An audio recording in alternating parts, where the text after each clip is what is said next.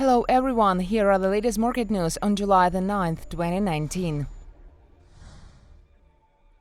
Japan rejects Seoul's calls to scrap restrictions.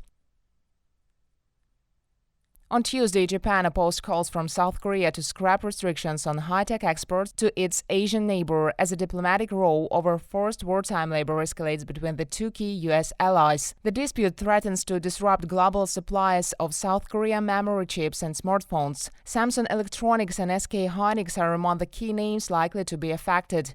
Industry Minister Hiroshige Seko said Japan was not thinking at all of withdrawing the curbs and they did not violate World Trade Organization rules. South Korea's index KOSPI fell after the minister's comments, standing down 0.18% at 2,060.38 points. Meantime, the Yomiuri newspaper said on Tuesday that Japanese and South Korean officials plan to halt talks in Japan as early as this week on the export restrictions. Bitcoin jumps by $500 in 10 minutes.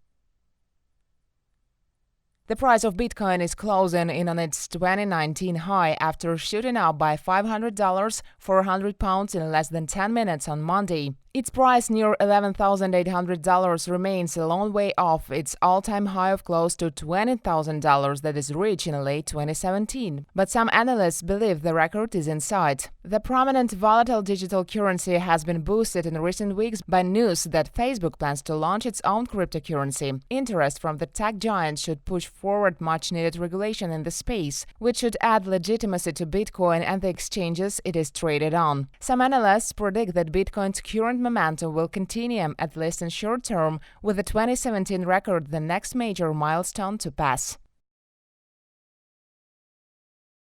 UK economy dropped for the first time since 2012.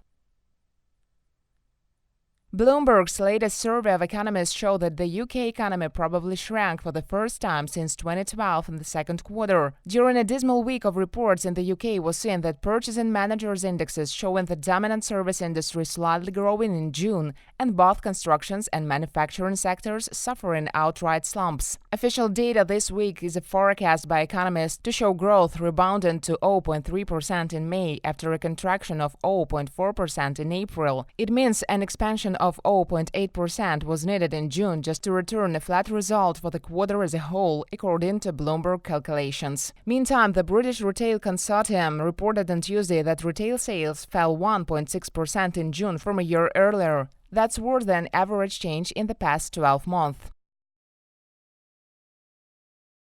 Stocks fell around the world, commodities tumble.